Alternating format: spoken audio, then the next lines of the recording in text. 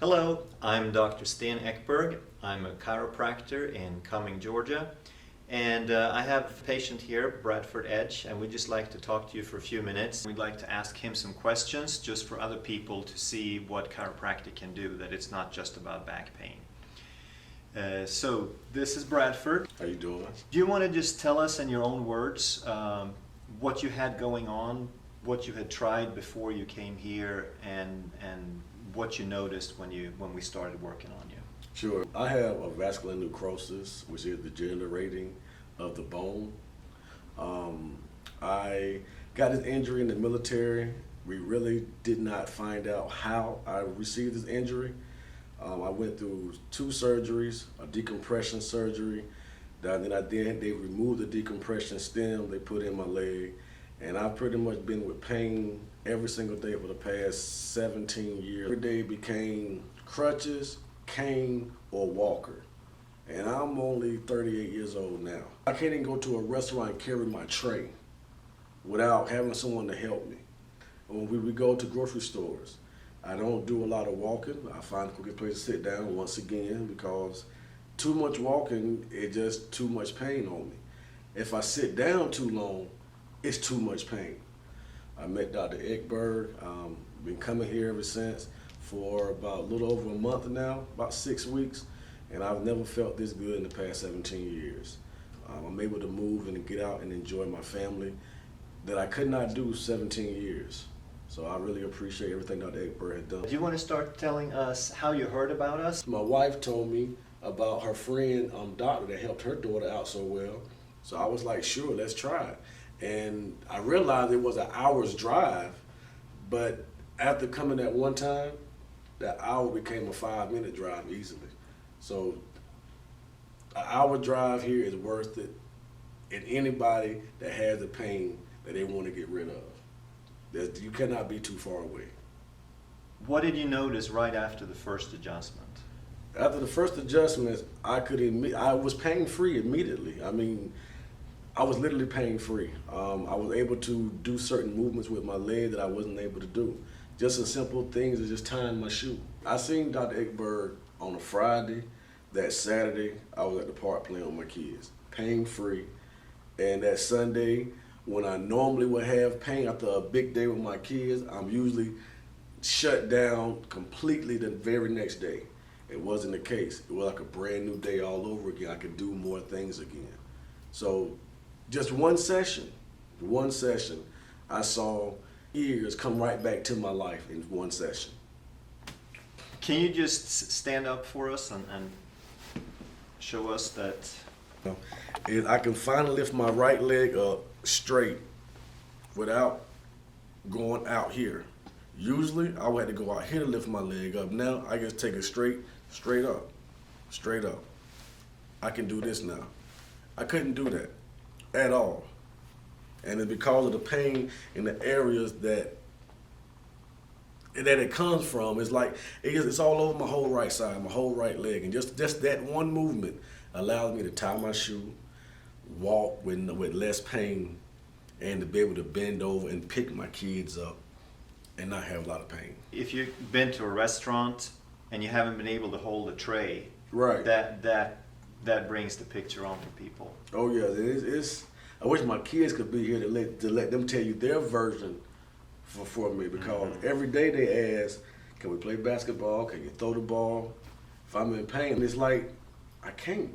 Yeah. They can't even sit on my lap sometimes because I'm in so much pain. They can't even sit on my lap.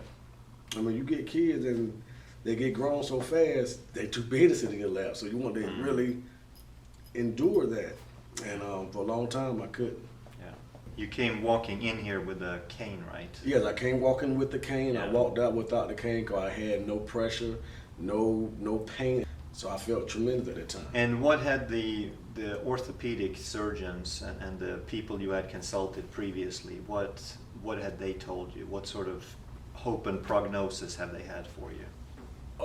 The only hope and prognosis they had was a total hip replacement. And they said over time that's going to be the inevitable to happen, which was kind of scary to me because I already had 2 hip surgeries already. And they tell me if I can continue with the pain tolerance, which they say I have a high pain tolerance, to continue that, because the only thing they can do is a total hip replacement. That's the only thing they can do at this point in time, what they told me. And a bunch of pain pills, which I don't really care too much for. I hear you on that. So I think what we want to explain also to people is that the difference in what we do versus orthopedic, because whenever they see something on an x-ray, that's their reality. Whatever they can see on a picture, that's the reality to them. We try to look more at the function. We're saying, well, we can see what it looks like, but what sort of deficiency, what sort of malfunction led to that? And if we can start reversing or changing that malfunction, then we may be able to restore function even if the x-ray still looks bad. Right. And that's essentially what happened in your case, because avascular necrosis basically means that because of some sort of trauma, you lose blood supply to the head of the femur. Absolutely. And that femur head is supposed to be nice and round and smooth to fit into that hip joint. But when it loses blood supply and you have necrosis, it basically dies and starts crumbling and withering away. Exactly. And then what the orthopedic people do is they look at that and they say, well, we've never seen one turn around, so you're just going to have pain. Exactly. But they're not looking at what is it that's creating, or what sort of function is missing here.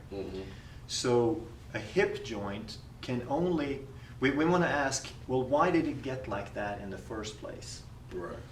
So why does a hip joint get traumatized? Why does it stop working? Why does it get traumatized to the point where the blood supply can't get there and it starts dying? A hip joint only works or any joint only works as well as the muscles that are stabilizing it. A joint has absolutely no purpose unless there are muscles that can move it around and keep it stable. But those muscles, even though they need to have a certain capacity to create force, they don't decide anything. So it's the signals from the brain to the muscles then that actually is creating that function in the hip joint. Okay. So if there is a problem with a hip joint, then there's something wrong with the signals from the brain to the muscle. And that's what happened at some point before you even had your very first injury. And we don't know when before that injury it happened, but there was already some sort of malfunction. And we can still come in 20 years later and start rebuilding that function if we know what to look for. I will agree with that. You've already started that with me. I mean, it's awesome. And that's what I think about your practice, is the teaching for the patient. I'm a patient. I like to be explained what's going on with me from a doctor's standpoint. And that's why I appreciate your practice and your company so much, is because you break down how the body's supposed to be and how the body can naturally heal itself. And whereas normal doctors, they just quickly give you a quick fix. Here is some medicine, here's some pain pills, come back later when they run out. And that's what I appreciate. And I've gotten a whole lot better just with understanding how the brain functions with each body part, with the whole muscle thing. And I've never been told about the muscle with my hip. I never was told to get the muscle stronger again. That you actually move my legs in motions to where everyday movement affects that, and when you allowing it to ease up the pressure a whole lot more, because you are exercising that. You are getting the muscle more familiar with doing it once again, as opposed to just go to the weight room and just lift some weights and get that muscle strong. It's not only about that. So I appreciate you for that. And the work that we're doing for your muscles is we're using them in specific ways to give the brain specific messages so it can help connect in all the different directions, and that's what makes the difference. Oh, well, that's it now, because that's what it does. It makes a big difference. Excellent. Well, we're so glad to have you, and I'm so glad we can make a difference for you. Yes, thank you We'll for keep making working a on big it. difference. I know we will. Thank you so much. Great, thank you.